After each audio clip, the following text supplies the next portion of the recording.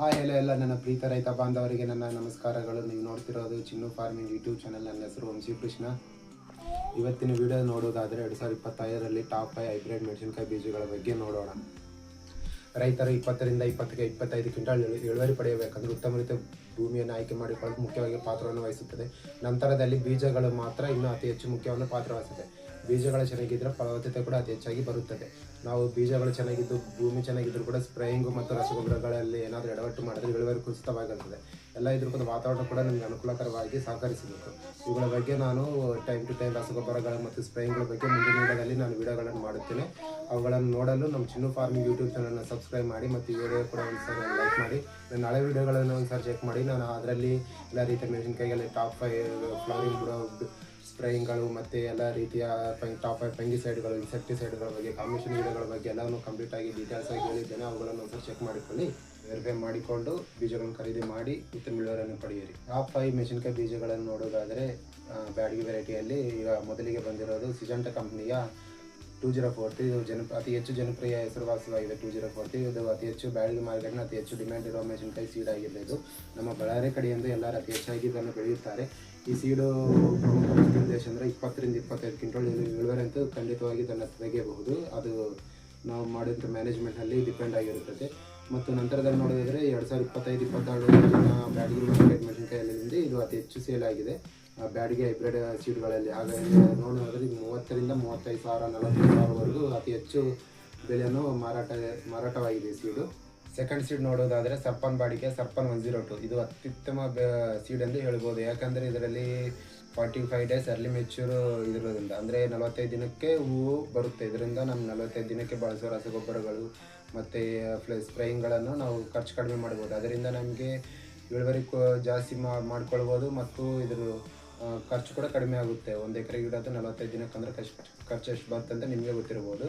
ಮತ್ತು ಇದು ಪ್ರಸ್ತುತ ಮಾರ್ಕೆಟ್ನಲ್ಲಿ ನೋಡೋದಾದರೆ 30ರಿಂದ 40 ಸಾವಿರವರೆಗೂ ಮಾರಾಟವಾಗಿದೆ. ಇದು ಸಿಜಂಟ ಬಾಡಿಗಿಂತ ಅತಿ ಹೆಚ್ಚು ಮಾರಾಟವಾಗಿರೋ ಸೀಡ್ ಆಗಿರೋದರಿಂದ ಇದನ್ನು ಉಪಯೋಗ ಮಾಡಿ ಮತ್ತು ಅತಿ ಹೆಚ್ಚು ಇಳುವರಿಯನ್ನು ಪಡೆಯಿರೆಂದು ನಾನು ಹೇಳುತ್ತೇನೆ. ಇದು ರೆಡ್ ಕಂಪ್ನಿದು ಅಂದರೆ ನೋಡೋದಾದರೆ ರವಿ ಹೈಬ್ರಿಡ್ ಸೀಡ್ಸ್ ಕಂಪ್ನಿಯ 6263.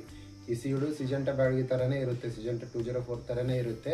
ಅದಕ್ಕಿಂತ ಇಳುವರಿ ಹೆಚ್ಚಾಗಿ ಬರುತ್ತೆ ಈ ಸೀಡು. ಅಂದರೆ ಮಾರ್ಕೆಟ್ನಲ್ಲಿ ಸ್ವಲ್ಪ ರೇಟ್ ಕಡಿಮೆ ಬಿರ್ಬೋದು. ಸಿಜಂಟ ಬ್ಯಾಡಗಿನ ಇಳುವರಿ ಜಾಸ್ತಿ ಇರುತ್ತೆ, ರೇಟ್ ಕಡಿಮೆ ಇರುತ್ತೆ. ಅಂದರೆ 1,000 ಹೆಚ್ಚು ಕಡಿಮೆ ಇರುತ್ತೆ ಸೀದಕ್ಕೆ. ಮತ್ತು ಆದರೂ ಕೂಡ ಇಳುವರಿ ಮಾತ್ರ ಸಿಜಂಟ ಬ್ಯಾಡಗಿನ ಜಾಸ್ತಿನೇ ಬರೋದು. 25ರಿಂದ 30 ಕ್ವಿಂಟಲ್ವರೆಗೂ ತೆಗೆದವರು ಕೂಡ ಇದ್ದಾರೆ ಈ ಸಿಜಂಟ ಬೇಡಿಗೆ. ಇದು ರವಿ ಹೈಬ್ರಿಡ್ ಸೀಡ್ಸ್ನ 6263 ಸೀಡನ್ನು. ನಂತರದಲ್ಲಿ ನೋಡುವುದಾದರೆ ನಾವು BSF ಕಂಪ್ನಿ, ಅಂದರೆ ನಿಮ್ಮ BSF ಕಂಪ್ನಿ ಅಂದರೆ ಎಕ್ಸ್ಪೋನೆನ್ಸ್ ಗೊತ್ತಿರಬಹುದು. ಅದೇ ಕಂಪ್ನಿದಾಗಿರುವಂಥ US 1081. ಈ ಸೀಡು ಕೂಡ ನಮಗೆ ಡಬ್ಬಿ ಬ್ಯಾಡಗಿ ಥರನೇ ಇರುತ್ತೆ. ಡಬ್ಬಿ ಬ್ಯಾಡಗಿ ವೆರೈಟಿಯಲ್ಲಿ ಈ ಸೀಡು ಕೂಡ ಬರುತ್ತೆ. ಇದು ಕೂಡ ಅತಿ ಹೆಚ್ಚು ಇಳುವರಿಯನ್ನು ಪಡೆಯುವುದು. ಇದ್ರ ಇನ್ನೊಂದು ಏನಂದರೆ ವೈರಸನ್ನು ಕಂಟ್ರೋಲ್ ಮಾಡಿಕೊಳ್ಳೋದಲ್ಲಿ ಇದು ಮುಖ್ಯ ಪಾತ್ರವನ್ನು ವಹಿಸುತ್ತದೆ. ನಮ್ಮ ವೈರಸ್ ಬಂದರೆ ಕಡಿಮೆ ರೇಟ್ ಇರೋ ಸ್ಪ್ರೇಯಿಂಗ್ ಮಾಡಿದರೂ ಕೂಡ ಇದು ವೈರಸ್ ನಿಯಂತ್ರಣ ಮಾಡಿಕೊಂಡು ಅತಿ ಹೆಚ್ಚು ಇಳುವರಿ ಪಡೆಯುವುದು. ಅಂದರೆ 20-25 ಕ್ವಿಂಟಲ್ವರೆಗೂ ಇಳುವರಿಯನ್ನು ನಾವು ಪಡೆಯಬಹುದು. ನಂತರದಲ್ಲಿ ನೋಡೋದಾದರೆ ಅದೇ ಸಿಜಂಟ ಕಂಪ್ನಿದು ಆಲ್ರೆಡಿ ನಿಮ್ಗೆ ಗೊತ್ತಿರಬಹುದು. ಸಿಜಂಟ ಕಂಪ್ನಿದು ಯಾವ ಸೀಡ್ ಹೇಳ್ತಿದ್ದೇನೆ ಅಂದರೆ ಸಿಜಂಟ ಕಂಪ್ನಿ ಡಾಲ್-5-3-1. ನಮ್ಮ ಬಳ್ಳಾರಿ ಕಡೆ ಅಂತ ಅತಿ ಹೆಚ್ಚಾಗಿ ಬೆಳೀತಾರೆ ಡಾಲ್-5-3-1. ಯಾರು ಗೊತ್ತೇ ರೈತರಿಗೆ ಏನು ಸ್ಪ್ರೇಯಿಂಗ್ ಬಗ್ಗೆ ನಾಲೆಜ್ ಇಲ್ಲ ಅಂದರೂ ಕೂಡ ಡಾಲ್-5-3-1 ಬೆಳೆಯೋದ್ರಲ್ಲಿ ಅತಿ ಹೆಚ್ಚು ಮುಂದಾಗಿರ್ತದೆ. ಯಾಕಂದರೆ ಅತಿ ಹೆಚ್ಚಾಗಿ ಇಳುವರಿ ಪಡೆಯುತ್ತದೆ ಸೀಡ್.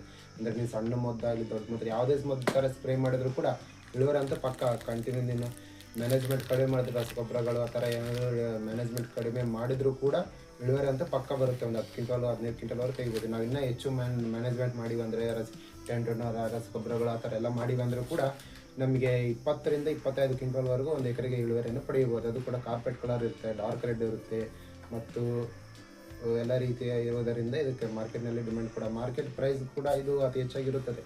ಈ ವರ್ಷ 25,000ವರೆಗೂ ಮಾರ್ಕೆಟ್ ಹೋಗಿದೆ.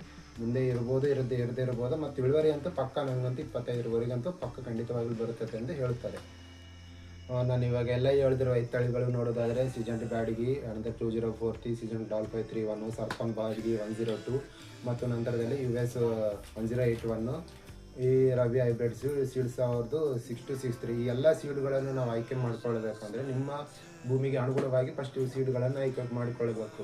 ಈಗ ಅತಿ ಹೆಚ್ಚು ನೀರು ನಿಂದಿರೋ ಪ್ರದೇಶದಲ್ಲಿ ನೀವು ಸಿಜಂಟ ಬ್ಯಾಡಗಿ ಸರ್ಪನ್ 102 ಬ್ಯಾಡಗಿ ಯೂಸ್ ಮಾಡೋದರಿಂದ ಏನಾಗುತ್ತೆ ಅಂದರೆ ನಿಮಗೆ ವಿಲ್ಟ್ ಸಮಸ್ಯೆ ಅತಿ ಹೆಚ್ಚಾಗಿ ಬರುತ್ತೆ. ಅವುಗಳನ್ನು ದೃಷ್ಟಿಯಲ್ಲಿ ಇಟ್ಟುಕೊಂಡು ಅಂಥ ಪ್ರದೇಶದಲ್ಲಿ ಡಾಲ್-5-3-1 ಸೀಡನ್ನು ಯೂಸ್ ಮಾಡಿದರೆ ಅಲ್ಲಿ ತಳಿಯನ್ನು ಹಚ್ಚಿದರೆ ನಿಮಗೆ ಇಳುವರಿ ಕಡಿಮೆ ಆದರೂ ಪರವಾಗಿಲ್ಲ, ಅದು ತೇವಾಂಶ ಹೆಚ್ಚಾದಾಗ ಕೂಡ ನಿಮ್ಗೆ ಅದು ಗಿಡ ವಿಲ್ಟ್ ಬರಲಾರ್ದಂಗೆ ನೋಡ್ಕೊಳ್ತೈತೆ. ನಿಮ್ಮ ಭೂಮಿಗೆ ಅನುಗುಣವಾಗಿ ನೀರಿನ ಲಭ್ಯತೆ ನೋಡಿಕೊಂಡು ಡಾಲ್ಫೆತ್ರಿವನ್ ಆಗಲಿ, 102 ಆಗಲಿ, ಮತ್ತು ಸರ್ಪನ್ ಬ್ಯಾಡಿಗೆ ಆಗಲಿ ಇವುಗಳನ್ನು ಆಯ್ಕೆ ಮಾಡಿಕೊಳ್ಳಿ. ಮಾರ್ಕೆಟ್ನಲ್ಲಿ ಅಂತೂ ಇವುಗಳಿಗೆ ಅತ್ಯುತ್ತಮ ಬೆಲೆ ಖಂಡಿತವಾಗಿ ಸಿಗುತ್ತೆ. ಇಳುವರಿ ಕೂಡ ಚೆನ್ನಾಗೇ ಬರುತ್ತೆ. ಅದರಿಂದ ಇವುಗಳನ್ನು ಆಯ್ಕೆ ಮಾಡಿಕೊಳ್ಳಿ. ಉತ್ತಮ ಇಳುವರಿಯನ್ನು ಪಡೆಯಲು ನಾನು ಸಹಕಾರ ಮಾಡುತ್ತೇನೆ. ನನ್ನ ಮುಂದಿನ ವೀಡಿಯೋಗಳಲ್ಲಿ ನೀವು ಇದಕ್ಕೆ ಯಾವ ರೀತಿ ಎಲ್ಲ ಮೆಣಸಿನಕಾಯಿ ಗಿಡಗಳಿಗೆ ಯಾವ ರೀತಿ ಸ್ಪ್ರೇಯಿಂಗ್ ಬರ್ಬೋದು, ಟ್ರಿಪ್ಸ್ ಆಗಲಿ, ಮೈಟ್ಸ್ ಆಗಲಿ, ಮತ್ತು ಮಚ್ಚರ ರೋಗ, ಬೂದಿ ರೋಗ ಇವುಗಳ ನಿಯಂತ್ರಣ ಮಾಡಲು ನಾನು ಮುಂದಿನ ಎಲ್ಲ ವೀಡಿಯೋಗಳಲ್ಲಿ ಹೇಳುತ್ತೇನೆ. ಅವುಗಳ ವೀಡಿಯೋಗಳನ್ನು ಮಿಸ್ ಆಗದೇ ಇರುವುದಾಗಿ ನಾನು ಚಿನ್ನು ಫಾರ್ಮಿಂಗ್ ಯೂಟ್ಯೂಬ್ ಚಾನಲ್ನ ಸಬ್ಸ್ಕ್ರೈಬ್ ಮಾಡಿ, ಮತ್ತು ನಂತರದಲ್ಲಿ ನಿಮ್ಮ ಮೆಣಸಿನಕಾಯಿ ಬೆಳೆಯುವ ಎಲ್ಲ ರೈತರಿಗೆ ವಿಡಿಯೋವನ್ನು ಶೇರ್ ಮಾಡಿ. ಮತ್ತು ಇತರೆ ಏನಾದರೂ ನಿಮ್ಗೆ ಬೇರೆ ತಳಿಗಳು ಗೊತ್ತಿರೋ ಅವ್ರನ್ನ ಕಾಮೆಂಟ್ ಬಾಕ್ಸ್ನಲ್ಲಿ ಕಮೆಂಟ್ ಮಾಡಿ. ನಾನು ಕೂಡ ತಿಳ್ಕೊಂಡು ಬೇರೆಯವರಿಗೆ ಇನ್ನೊಂದು ವೀಡಿಯೋ ಮಾಡಲು ಸಹಾಯವಾಗುತ್ತದೆ. ಈ ವಿಡಿಯೋಗೆ ಇಷ್ಟೇ. ಧನ್ಯವಾದಗಳು. ಮುಂದಿನ ವೀಡಿಯೋದಲ್ಲಿ ಸಿಗೋಣ. ಎಲ್ಲರಿಗೂ ಧನ್ಯವಾದಗಳು.